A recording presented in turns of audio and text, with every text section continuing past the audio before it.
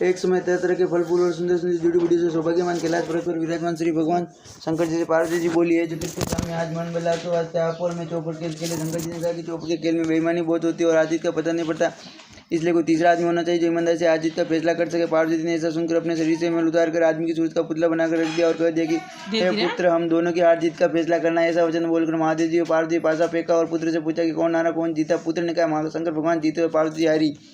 महादेव जी ने दूसरा पासा फेंका और फिर पूछा कि कौन हारा कौन जीता। पुत्र बोला शंकर भगवान जीते और पार्वती जी हारी।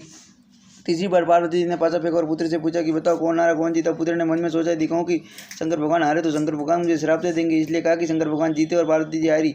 पार्वती जी ने यह सुनकर क्रोध में अपने पुत्र को श्राप दे दिया कि तू कोड़ी हो जाएगा और रोता भटकता फिरेगा तेरे साथ। यह सुनकर पुत्र उठा और एक तरफ चल पड़ा। बहुत दूर चलते थे भयानक जंगल आया। उसने देखा कि 12 कोस की दूरी में फैला हुआ बहुत बड़ा तालाब है, जिसकी पाल पर बाड़ और पीपल के बड़े बड़े पेड़ है, जिसके नीचे इंद्र की स्त्री इंद्राणी, ब्रह्मा जी की स्त्री ब्रह्माणी और देवता की स्त्रियां बैठकर व्रत पूजन कर रही है। उन व्रत करती हुई स्त्रियों को देखकर पार्वती जी के पुत्र अंगन जी ने अपने पूछा कि तुम ये क्या कर रही हो। तब देवता की स्त्री ने व्रत कहा कि हमसे मनसा वाचा नाम के महादेव जी के व्रत का पूजन कर रहे, इसके करने से क्या फल होता है। तो देवता की स्त्री ने कहा कि इस व्रत के करने से मन की सब इच्छाएं अवश्य पूर्ण होती है। अंगन जी ने कहा कि इस व्रत को मैं भी करूँगा। ऐसा विचार कर उन्होंने किसी चावल किसी सुपारी मांगकर पूजा का सामान लेकर व्रत शुरू कर दिया। अंगन जी को देवता की स्त्री ने व्रत का सारा तरीका बता दिया कि श्रावण सुदी के पहले सोमवार को कुंवारी लड़की से 2 पुनी सूत कटाकर डोरा बनावे और उसे डोरे से शंकर भगवान का पूजन कार्तिक सुदी चौथ तक हर सोमवार तक करता रहे। कार्तिक सुदी चौथ के दिन ही उसका उजरण करे। तब सवा सिर घी सवा सिर गुड़ सवा सिर आटा लेकर चूरमा बनाकर उसके 4 हिस्से बना लेवे। एक हिस्सा ब्राह्मण को, एक हिस्सा साधु को, एक हिस्सा गाय को देवे, एक हिस्सा सबको बांट देवे। सबको बराबर बराबर देवे, किसी को कम किसी को ज़्यादा नहीं देवे।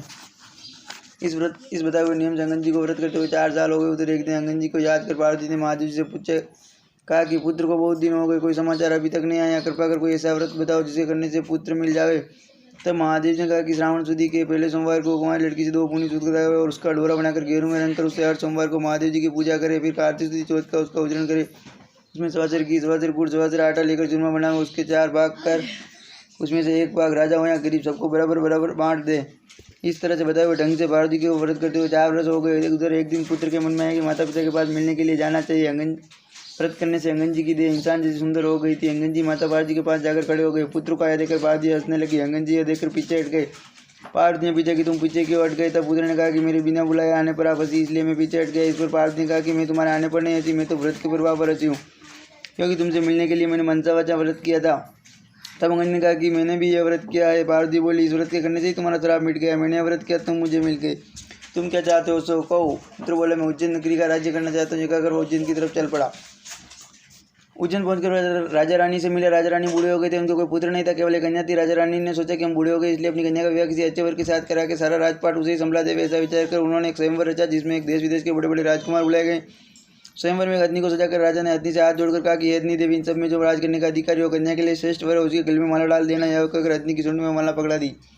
हथनी ने चारों तरफ देखभाल कर पार्वती के पुत्र अंगन जी के गले में माला डाल दी। तब सबने कहा कि हथनी चूक गई है। फिर हथनी का श्रृंगार किया, हाथ जोड़कर कहा कि जो इस राज्य को भोगने का अधिकारी और कन्या राजकुमारी के लिए श्रेष्ठ वर हो, उसी के गले में माला डाल देना।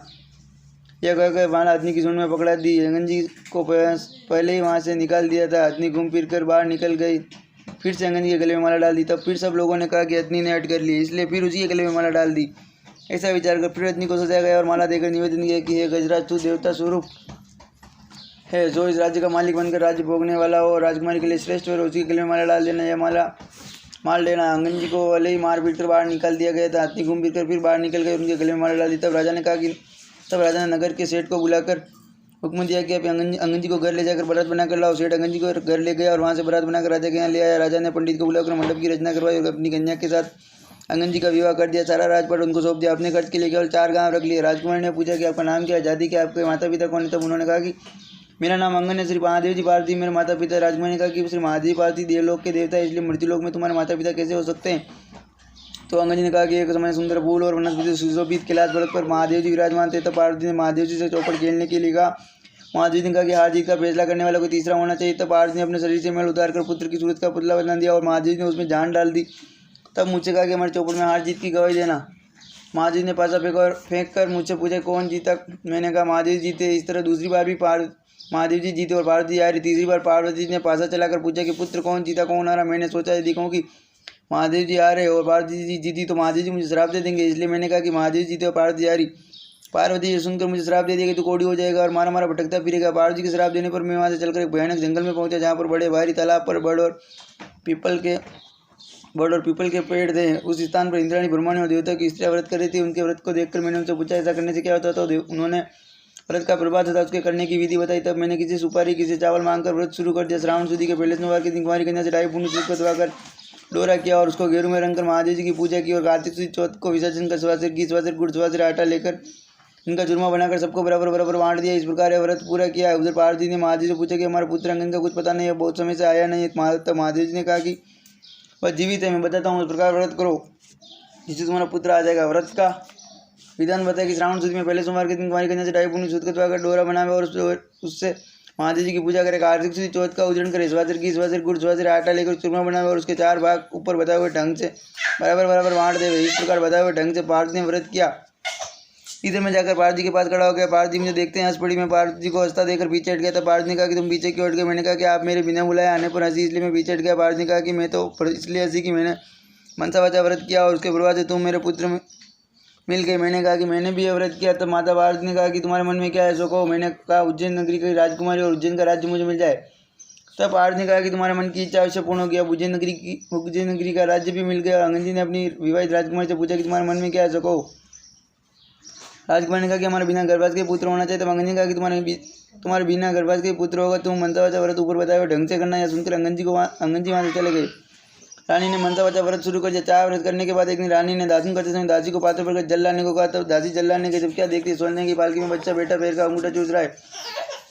दासी ने चढ़ाकर रानी से कहा कि आपके पुत्र हो। रानी ने कहा क्यों हमसे ऐसी करते हो। दासी ने कहा कि विश्वास नहीं तो चलकर देख लो। रानी ने जाकर देखा तो सचमुच पालने में बच्चा बेटा पैर का अंगूठा चूस रहा है। रानी ने बहुत प्रसन्न होकर श्री महादेव से प्रार्थना की, हे भगवान आपने पुत्र दिया, इसके लिए इतनों से दूध की धार भी निकल जाए।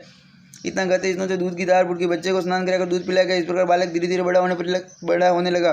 कुछ बड़ा होने पर एक दिन बालक अपनी माता से पूछ बैठा कि मेरे पिता कौन है। तब माता ने कहा कि श्री अंगन जी तेरे पिता। तब महादेव से पार्वती से दादा दादी है। पुत्र फूल पकड़ने का कि यह बात तो मृतलोक में कोई नहीं मान सकता। तब माता ने कहा कि एक दिन महादेव ने कैलाश पर्वत पर चौपर खेलने की सोची। हार जीत का फैसला करने के लिए पार्वती ने अपने शरीर से मैल उतार कर मनुष्य का पुतला बनाया और कहा कि तुम हमारे हार जीत का फैसला करना। यह कहकर महादेव जी ने पासा फेंका और पूछा कि कौन जीता कौन हारा। पुत्र ने कहा कि महादेव जीते, पार्वती हारी। दूसरी बार भी पासा चलने पर पुत्र ने कहा कि महादेव जी जीते, पार्वती हारी। तीसरी बार पार्वती ने पुत्र से पूछा कि कौन जीता कौन हारा। पुत्र ने महादेव जी के श्राप से डरकर कहा कि महादेव जीते और पार्वती हारी। पुत्र के यह वचन सुनकर पार्वती ने आवेश में आकर पुत्र को श्राप दे दिया कि तू दर दर भटकता फिरेगा और तेरे सारे शरीर पर कोढ़ हो जाएगा। पार्वती के श्राप को सुनकर पुत्र वहां से चलकर एक बड़े तालाब के पास पहुंचा, जहाँ पर बड़े भारी पीपल के पेड़ के नीचे ब्रह्माणी और इंद्राणी मनसा वाचा व्रत कर रही थी। अंगन जी ने कहा कि व्रत के करने से क्या होता है। तो देवता की स्त्री ने कहा कि इससे सब मन की इच्छा पूर्ण होती है। अंगन जी ने कहा कि व्रत तो मैं भी करूंगा। तो किसी घी किसी चावल मांगकर व्रत शुरू किया। व्रत करते करते 4 वर्ष हो गए। उधर पार्वती ने महादेव से पूछा कि पुत्र नहीं आया, ऐसा उपाय बताओ जिससे मेरा पुत्र आवे। महादेव ने कहा कि श्रावण शुद्धि चौथ को जब पहला सोमवार आवे तब कुमारी कन्या से सूत कटवाकर महादेव जी के पूजन करे। सवा सिर घी सवा सिर गुड़ सवा सिर आटा लेकर चूरमा बनाकर 4 भाग कर बराबर बराबर एक साधु को एक ब्राह्मण को एक गाय को देना। आधा खुद खावे आधा बांट दे। वैसा 4 वर्ष तक करे। 4 वर्ष करने पर एक पुत्र आकर खड़ा हो गया और पार्वती हंसने लगी। तब अंगन जी से पूछा कि तुम पीछे क्यों हट गए। तब अंगन जी ने कहा कि तुम हंसी इसलिए मैं पीछे हट गया। तब पार्वती ने कहा कि मैं तो व्रत के प्रभाव से हंसी।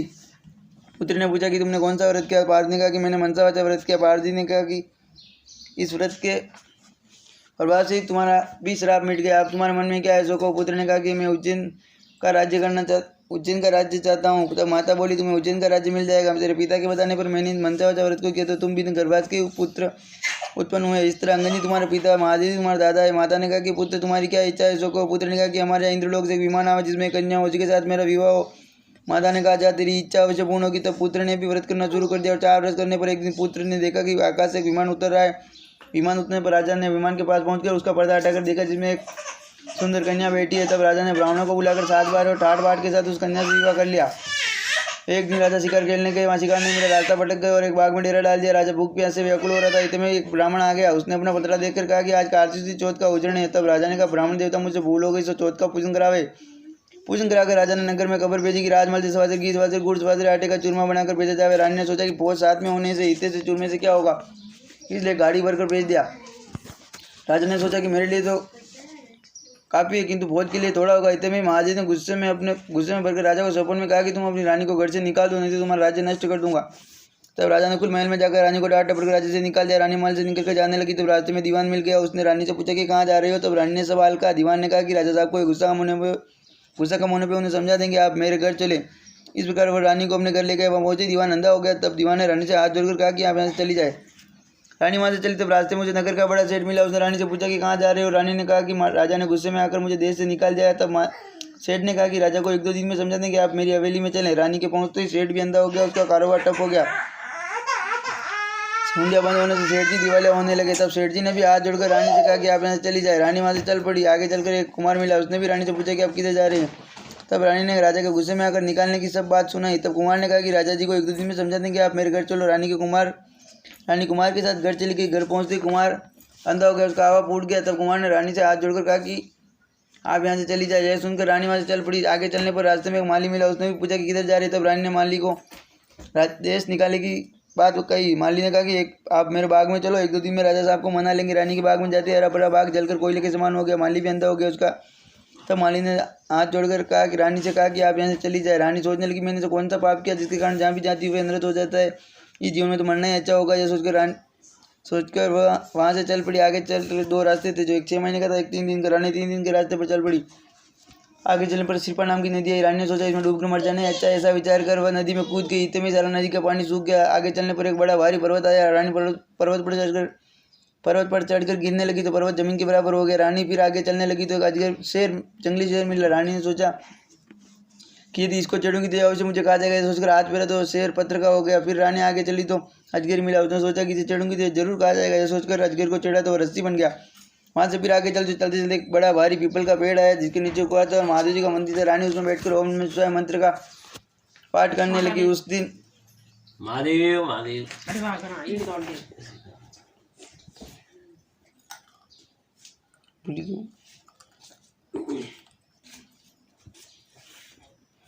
कार्तिक सुदी चौथ थी जिसे उजड़न में मंदिर का साधु गांव में गया था। आधे समय रास्ते में उसे कुत्ते ने काट खाया। साधु ने सोचा कि मंदिर में कौन ऐसा पापी आ गया जिसे मुझे कुत्ते ने काट गया। रानी के बाद आकर साधु ने कहा कि कौन है डाकन बेटी। तब रानी ने कहा कि मैं डाकन एक दुखी स्त्री हूँ। यदि आप मुझे अपनी धर्म बेटी बनाएं तो मैं सब अपना हाल आपको बताऊँ। तो साधु ने कहा कि तुम मेरी धर्म बेटी हो, अपना सारा हाल कहो। रानी ने सब बातें बता दी। साधु ने कहा कि आज कार्तिक सुदी चौथ का उजड़न है, सो राजा को अधिक नहीं और गरीब को कम नहीं देना चाहिए, इसलिए 1 से लड्डू बनाए। तो रानी ने विचार किया कि मैंने राजा के खाने पर चूरमा अधिक बचा था, इसलिए मुझे दुख मिल रहा है। रानी ने साधु से कहा कि इस व्रत को मैं भी करूंगी। साधु ने कहा कि आप सावन सुदी में पहला सोमवार आए तब इस व्रत की विधि बताऊंगा। कुछ दिन बीतने पर सावन सुदी आई। तब रानी ने साधु को याद दिलाई। साधु ने गाँव में जाकर पूजा की सामग्री इकट्ठी की और रानी ने पूजा आरंभ की। सावन के पहले सोमवार को कुंवारी कन्या से 2.5 पूर्ण जुलकतवाया महादेव जी की पूजा की और कार्तिक सुदी चौथ का उजड़न किया। सवासिर घी सवासिर गुड़ सवासिर आटा लेकर चूरमा किया, उसके 4 भाग कर पहली बताई विधि से बांट दिया। साधु ने कहा कि महादेव जी के सामने ऊँट हाथी घोड़ा मिट्टी के बनाकर रख दो और महादेव जी से कहना कि यदि आप प्रसन्न हो गए तो इन सबको जीवित कर दो। ओम नमः शिवाय मंत्र का पाठ कर जल का चीटा देना। रानी के ऐसा करने पर सबके सब जीवित हो गए। साधु ने कहा कि मुझसे रास्ते में जो पाप हो गए उनसे छुटकारा पाने का उपाय बताओ। साधु ने कहा कि ओम नमः शिवाय मंत्र के जाप से सारे पाप कट जाते। रानी परिक्रमा कर वहाँ से चल पड़ी। सबसे पहले जो सर्प रस्सी का बन गया था उसके पास की ओम नमः शिवाय मंत्र का जाप करके बोली कि इस सर्प का चौगुना शरीर हो जाए। सोएगा तो इस सर्प का चौगुना शरीर हो गया। फिर सिंह मिला। रानी वहाँ भी ओम नमः शिवाय मंत्र का जाप करके कहा कि जो सिंह पत्थर का हो गया जीवित होकर चौगुना शरीर वाला बन जाए। ऐसा कहते सिंह गरजता हुआ खड़ा होकर जंगल में भाग गया। इसी तरह आगे चलकर पर्वत के सामने गए। ओम नमः शिवाय मंत्र का जाप करके बोली कि पर्वत भी पहले से चौगुना होकर खड़ा हो जाए। पर्वत भी चौगुना होकर खड़ा हो गया। आगे चलकर मंत्र जाप करने पर नदी भी चौगुना होकर बहने लगी। माली का बाग भी हरा भरा हो गया और उसका सिर अंधा बन जाता रहा। सेठ के यहाँ जाने पर उसकी उंगलियां भी चलने लगी और आंखों से दिखाई देने लगा और लक्ष्मी का भंडार भर गया। सेठ हाथ जोड़कर कहने लगे आपके बताने से क्या हुआ? ओए क्या हुआ? इधर आओ इधर। हमारे यहाँ लक्ष्मी की वर्षा हुई और टाट बाट हो गया। तो इस स्थिति में सारे नगर वालों को भोजन कराना चाहता हूँ। तो सारे नगर में ढिंडोरा करवा देगा। किसी के चूल्हे में धुआं नहीं निकलने पाए। जो किसी के चूल्हे में धुआं उसे 11 रुपये दंड होगा।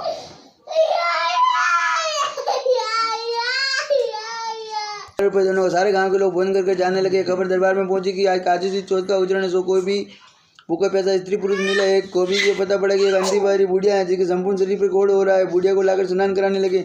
स्नान कराते बुढ़िया का कोढ़ झड़ने लगा। बुढ़िया को रानी के पास ले जाने पर रानी ने उसे सारी कथा सुन लेने पर स्वर्ग से एक विमान आया और वह डोगरी सदैव बैकुंठ को चली गई। इस प्रकार शंकर भगवान के दर्शन से अर्चना पूजन भक्ति भाव से करने पर हर एक मनोकामना पूरी होती है। और भगवान शंकर जी की नारी जो नर नारी श्रावण कार्तिक और माघ महीने में श्रद्धा भक्ति भाव पूजा से पूजन करता है वह सुंदर सुंदर भोगों को भोगने के बाद संसार के बंधन से मुक्ति को प्राप्त होता है। अतः शंकर भगवान की नित्य प्रति पूजा करे, अग्रति अपना जीवन सफल करे। ओम नमः शिवाय। ओम नमः शिवाय। इस और खा तूने पूरी